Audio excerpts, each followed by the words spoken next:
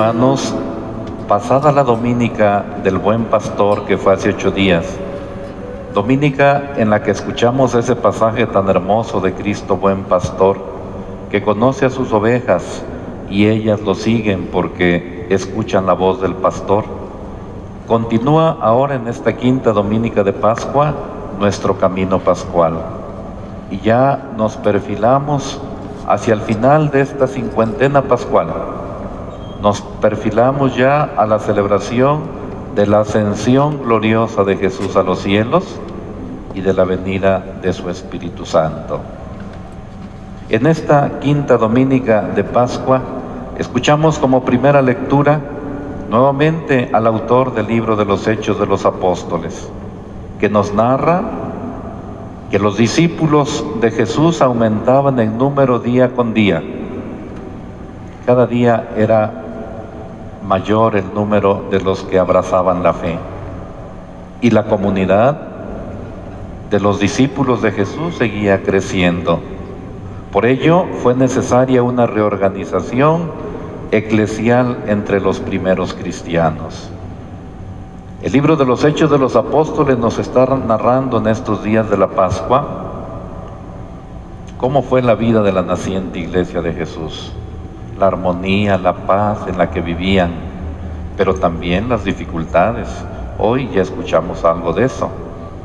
Como aumentaba mucho el número de los discípulos, dice la primera lectura, hubo ciertas quejas de los judíos griegos contra los hebreos, de que no se atendía bien a sus viudas en el servicio de caridad de todos los días.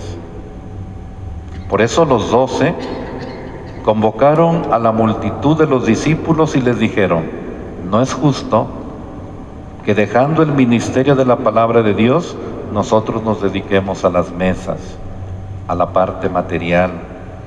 Por eso, escojan entre ustedes a 7 hombres de buena reputación, llenos del Espíritu Santo y de sabiduría, a los cuales encargaremos este servicio.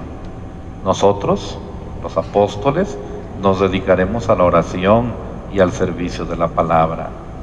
Y por eso, como nos decían en la monición, los apóstoles eligen a los primeros 7 diáconos, quienes se encargarán del servicio de la caridad, del servicio de las mesas, de la atención caritativa a la comunidad.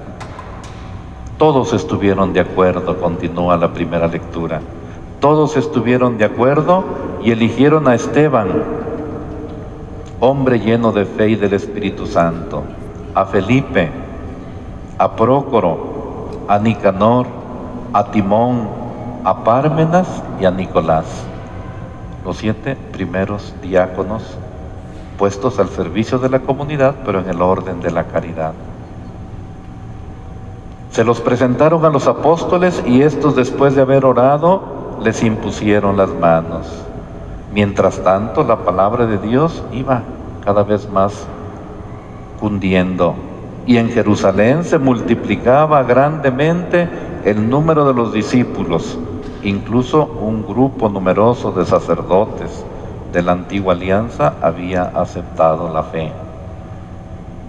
O sea, el número pues de discípulos aumentaba día con día. Y así fueron creciendo las comunidades. La comunidad y después muchas comunidades. Por ejemplo, se habla de que allá al principio del siglo IV, ya cuando la sede de la iglesia había pasado de Jerusalén a Roma, en Roma ya había alrededor de 40 comunidades cristianas.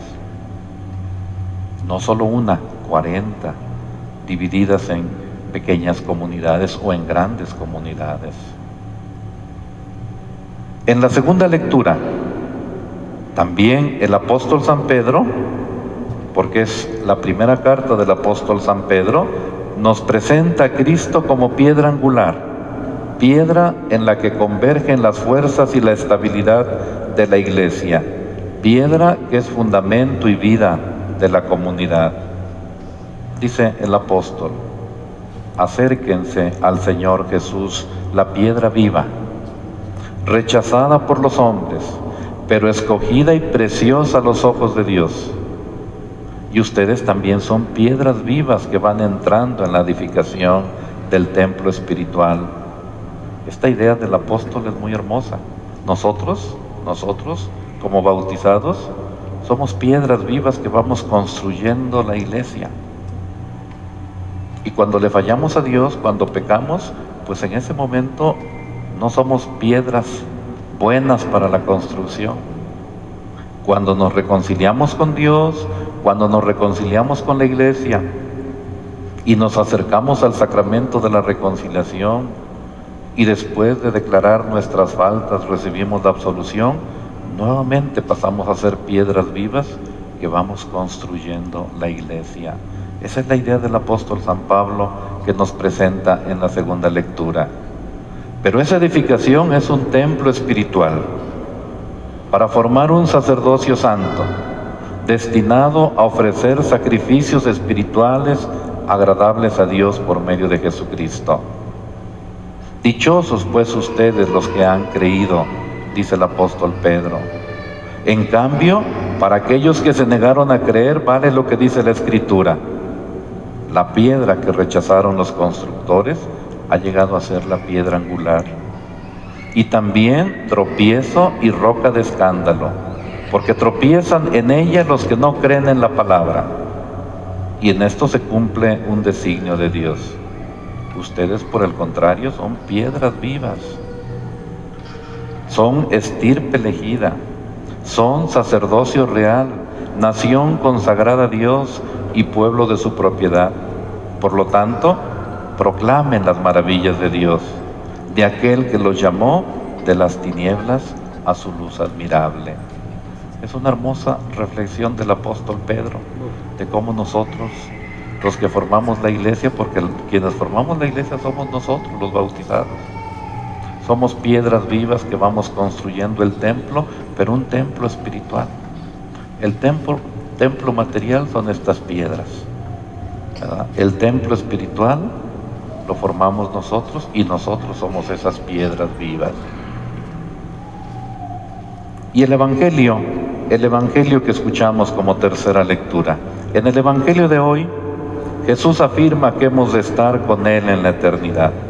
Y para lograrlo es necesario creer que Él es el camino, la verdad y la vida.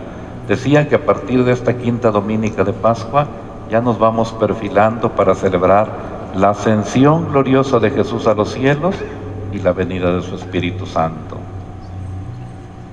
Porque el libro de los Hechos nos dice que a los 40 días después de haber resucitado y aparecerse a sus discípulos para animarlos, para motivarlos, para comunicarles el Espíritu Santo y para enviarlos a la misión, Jesús subió glorioso a los cielos. Y esos 40 días ya no tarda en que se cumplan. Estaremos celebrando esa ascensión gloriosa de Jesús a los cielos para que 10 días después, 50 días pascuales, celebremos la venida de su Espíritu Santo. Por lo mismo, Jesús ya se empieza a despedir de sus discípulos. Y les dice en el Evangelio de hoy: no pierdan la paz. Si creen en Dios, crean también en mí. En la casa de mi Padre hay muchas habitaciones. Si no fuera así, yo se los habría dicho a ustedes, porque ahora voy a prepararles un lugar. Ya me voy al Padre, pero voy a prepararles un lugar. En la casa de mi Padre hay muchas habitaciones, y quiero que donde yo esté, estén también ustedes.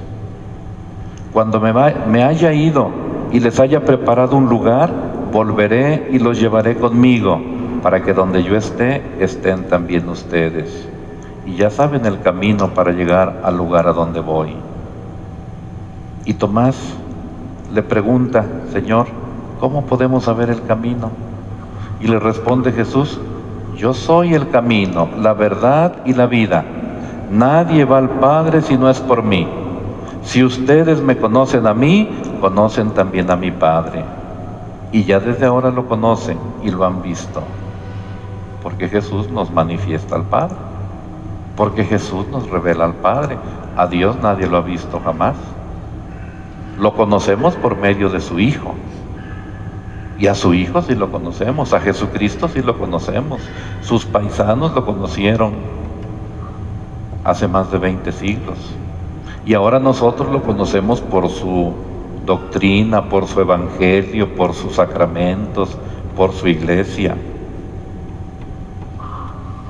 Y termina diciendo el evangelio: yo les aseguro, el que crea en mí hará las obras que hago yo y las hará aún mayores, porque yo ya me voy al Padre. Por eso les decía, ya Jesús está preparando su partida al Padre y se está despidiendo de sus discípulos.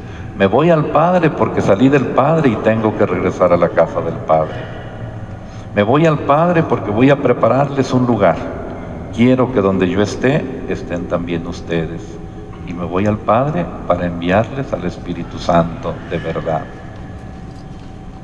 Jesús, pues, es el que nos muestra al Padre. Nadie va al Padre si no es por mí, dice Jesús. Si ustedes me conocen a mí, conocen también a mi Padre. Pero ¿de qué modo revela o manifiesta Cristo al Padre? ¿Cómo nos lo da a conocer? A través de su vida, a través de sus obras. Conocemos al Padre por Jesús cuando Jesús opta por los pequeños, por los pobres. Cuando Jesús muestra compasión por los que sufren. Cuando Jesús come con pecadores y publicanos. Cuando perdona y levanta a los caídos. Cuando devuelve la confianza a los desanimados.